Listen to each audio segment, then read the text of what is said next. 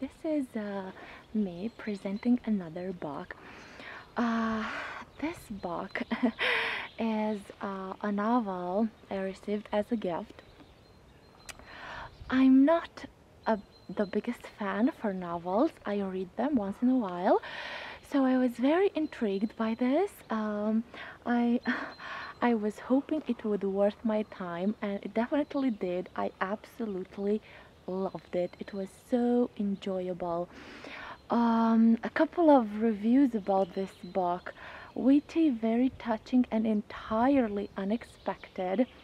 Brilliantly funny and thought-provoking, filled with warmth and wit, will make you want to throw on your saved-for-the-best dress and live your own life to the fullest. The book is called Life and Other Happy Endings by Melanie Cantor, and it's practically the story of Jennifer Cole. Jennifer Cole is an average woman, divorced. She had three miscarriages.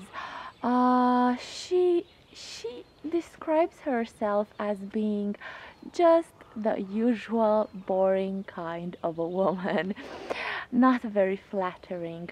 But her life turns quite unexpected when her doctor says that she only has 3 more months to live because of a very sad blood result.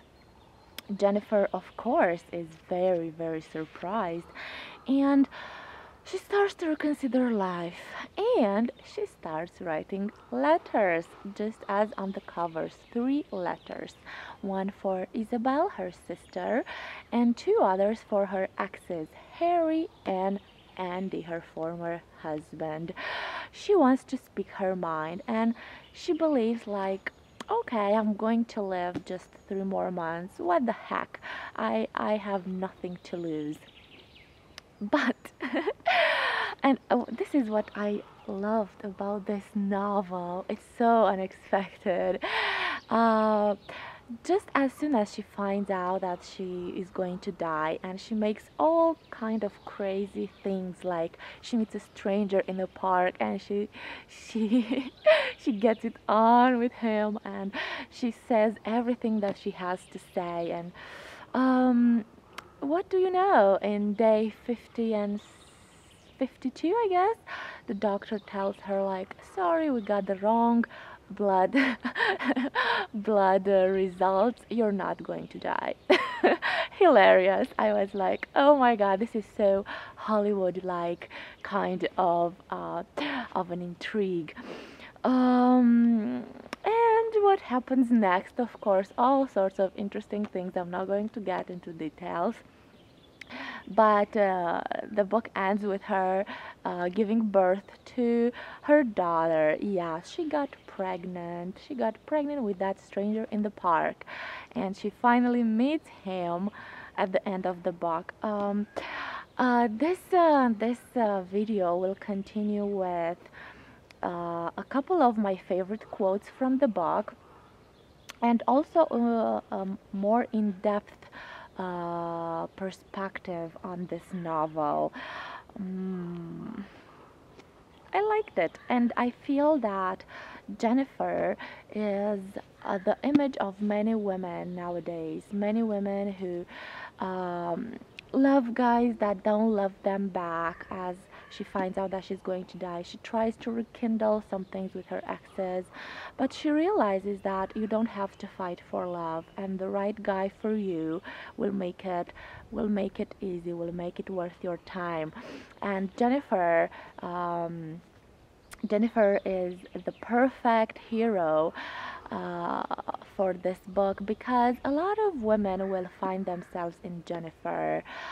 And I think that it's a valuable lesson to learn how to love yourself, how to pick a partner, a guy that will love you too, and just living your best life every day. You don't have to um, learn how to live just because you found out that you're going to die. We should learn how to live every single day. So that's pretty much it. So we'll continue with a couple of quotes from the book, and see you next time. Bye.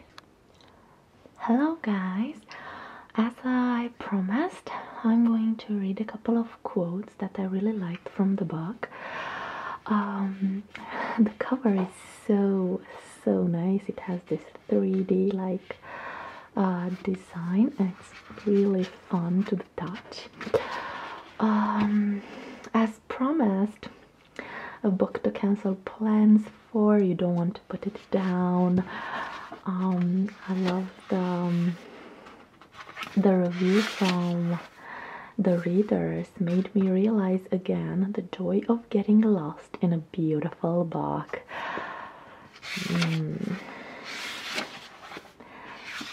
I like the journey of Jennifer through womanhood, through sisterhood, through disease.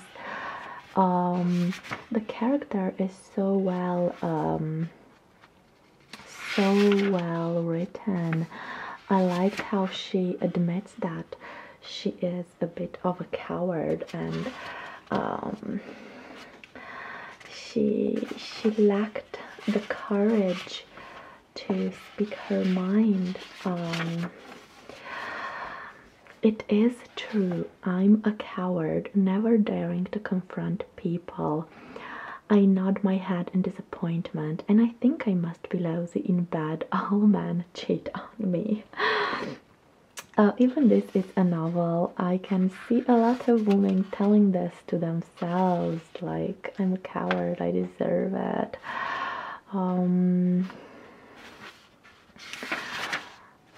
Of course, that this novel has a bit of a Hollywoodish kind of a vibe of it. The meeting of Jennifer with the stranger in the park when she decides to have like a random sex with him. It's absolutely a gem. It will make you feel like, oh, you go, Jennifer, you do something for once in a lifetime. Do something good. Do something good. Stop being like a typical boring person. The relationship of Jennifer with her sister is a big part of this novel. As she states, apart from the loss of my babies, the fragile dishonesty of my relationship with my sister is one of the biggest sadnesses of my life, and yet I have never braved admitting this until now. Isabelle is like the beautiful one, the pretty one, and the mother of Jennifer actually encouraged this unbalance in the family. No wonder Jennifer had so much frustration. Also, the friendship of her with Olivia. That's what true friendship is. Someone who can see through the bullshit. I spend the evening watching TV, but I'm not actually watching. Half of me is inside my head, wandering around my various thoughts, wondering why I'm of so little importance to anyone other than Olivia. This is happening before Jennifer sends the 3 letters. And after she does, she's amazed that people care for her, that her sister doesn't have that perfect life. And in this journey of thinking that she's going to die, Jennifer appreciates the small things in life. For now, while I can still get up, still walk, still make a cup of tea, I'm grateful. Those small things are important. They allow me to get through each day. The beauty of small things, I can relate with that, and I'm sure that so could you.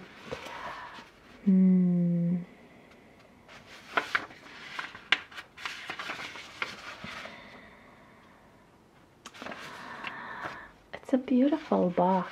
It's a beautiful book. I must admit that novels are not quite like, I don't read very often novels, but this one was beautiful. Was beautiful. The episode of Jennifer going to a Reiki master recommended by her friend was so hilarious. It's like, you know, those energy healers. I'm gonna heal you because someone is draining you, and so funny. I liked when Isabelle actually confessed to Jennifer that being the pretty one is not always fun, and she says, I was always envious of how bright you were, how mom and dad would put you on a pedestal because you got such great exam results, how they encouraged you with your studies, which only belittled mine. I didn't need exam results, was the message they gave me. I would always succeed on my looks. Have you any idea how bad that feels? Apparently she didn't. Beauty is always so overrated. People believe that beautiful people have it easy. It's definitely not true. As a matter of fact, a lot of beautiful people would prefer to be average. The moment when Jennifer is angry on her sister and she says like fuck and everything, it's like, I could totally see this happening in real life. When people have revelations, when people realize some important lessons very late in their life. This was like the wow factor when after so many days of thinking that she's going to die, Jennifer finds out that she was giving the wrong blood test results, and her introspection in that moment, it's beautiful. I am in shock. I'm not quite sure how to react. I'm going to live, but that means someone else is going to die. How awful. But then, get a grip. I'm the one who is going to live. And that's a good thing, isn't it? But that poor woman, she'll have even less time than me to tell her family, to decide how she wants to spend her final weeks. And now I, who have observed her precious days, have all the time in the world, and I feel as though I've lied to everyone. I'm so confused. This is the biggest problem, and she also finds out that she is perimenopausal. Oh, can you get any better than this? This is so juicy and so, it's like Hollywood-esque, like, it's like, yeah. And she was worried, like, people will believe that I lied, that I have like terminal disease. But I also discovered the fact that Jennifer has this inner a journey that she has to go through in trying to accept herself and trying not to care about what people think, and putting more value on herself. Jennifer tried to obtain love from her exes. She tried to believe that some guys loved her, but although they didn't, and she didn't value herself. And for the first time, after she finds out that she's going to live, she has this revelation that I am worthy of love. This is a lovely quote. For the first time in weeks, I've put on full makeup and blow dried my hair so that it actually looks decent. I'm wearing a dress I'd saved for best because that whole notion has gone out the window. I've put on heels, a spritz of perfume, and most symbolically of all, on my way out, I throw away my calendar. I don't need to see that miserable reminder ever again. Yes, girls, wear your best dress. Put a spritz of perfume. Don't do it for a guy. Don't do it for the people. Do it for yourself. This is the best part of the book. And she realizes that she, this happens in real life too when people romanticize the past. Wondering if nostalgia has made me romanticize the past and I've rewritten my marriage the way people rewrite the memory of an abusive parent who, in death, becomes a saint. We all know this story so very well. When people die, although they've been a pain in the rear, they are overly um, overly sanctified almost. Um, uh, another quote. If there's one thing I need to take from this whole massive blunder, it's that sometimes telling people how you really feel is healthier than letting them off the hook. And if it's uncomfortable, you roll with the punches. But better to get in the ring than throw in the towel. You go, Jennifer. I agree with this. Speaking out your emotions is very, very healthy. And in this book, we can see. I feel like Jennifer is like the prototype of the modern woman today. So many women are staying in unhappy marriages. So many women cling on the guys that don't love them. So many women keep that nice dress for that nice occasion. Don't do this to yourself. Love yourself. Um, Speak out your emotions. Yeah. This is like another wow moment. I was like, you know how you sit on a movie with popcorn and you're like, oh my god, do that, do that. And I was like this with this book. It's like, go, Jennifer. Oh my god, Jennifer is pregnant. Ah. And of course, I guess you suppose who's the father of the baby. It's that stranger she had sex with in the park a couple of days later after she found out that she's going to die. And well, who could blame her? And we get to my favorite, my most favorite quote from the entire book. I think this is the the second one. I have the first one when she talks with her unborn baby, but this is so good. This is a quote you should write on a piece of paper and read it and put it like on your fridge, on your table. I think I'm going to do that too because it's so good. If there's one thing I've learned from these last few weeks, the more I speak up, the more I make myself heard, the better people seem to respond. Good people. The rest of them, the ones who get defensive and mean and bitter, those people don't matter.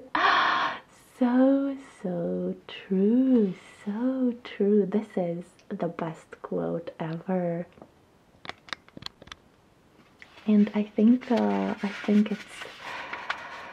it's a very good guide in today's world. I really loved also the moments when Jennifer and her sister confide to one another. Isabelle doesn't have the perfect marriage. Actually, she cheated her husband, and she confides in Jennifer. And Jennifer is like, "Wow, I can't believe that." And I'm telling you, you won't be able to have this book like off of your hands. You'll have to read it all the way as soon as possible. I like how how Jennifer goes through this journey of not dwelling into the past, and this is happening because of her pregnancy. I'm around 10 weeks pregnant now. I'm thrilled even though I have moments of tears from time to time. It's silly, but I can't seem to help it. Sometimes I feel more emotional looking back at what I went through than I did when I was going through it.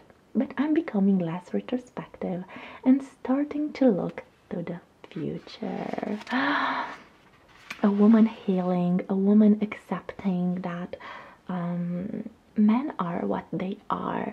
When she found out that she got this disease and she's going to die, she rekindled her romance with Harry.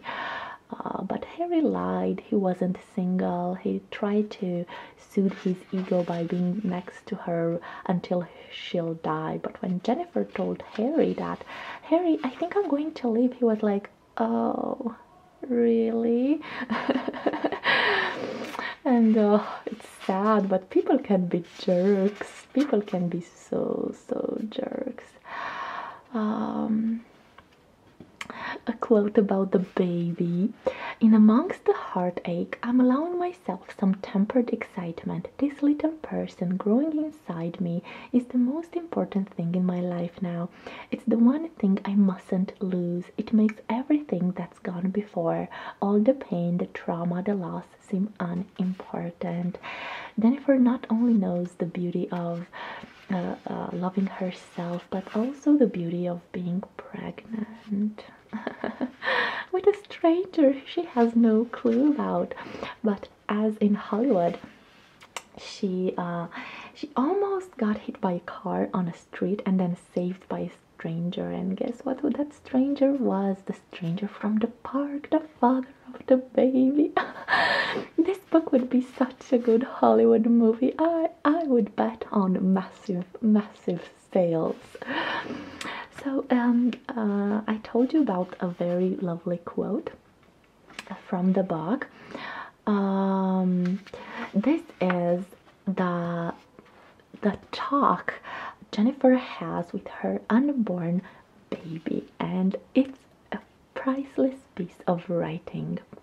I place my hand gently on my stomach. Baby, I say, I want you to know how loved you are, even now, even when I don't have a clue who you are or what sex you are or who you're going to be. You are loved. Don't you ever forget that. And if you should ever hear that you were a mistake, and someone will no doubt say something, because people can be unkind, then I want you to know we all make mistakes, and you were the best one I ever made. You will be loved all your life. I'm going to make sure of that. All your life you will know your mommy truly loves you. How beautiful is this? How beautiful is this? And she accepts. She accepts. Harry was the greatest love for Jennifer, and the fact that she can move on and accept that he didn't love her, it's amazing. It no longer upsets me to think of Harry, something I thought I would never be able to say. It's good to know we can recover and move on. Yeah, moving on, accepting what has to be accepted, and growing as a person. Yeah, this is the end. The end finishes with Jennifer meeting with that stranger, and with the birds, like 2nd of July, to Jennifer Cole and Leo Granger, a daughter. Yeah, happy ending. It has so much Hollywood vibe to it. You know,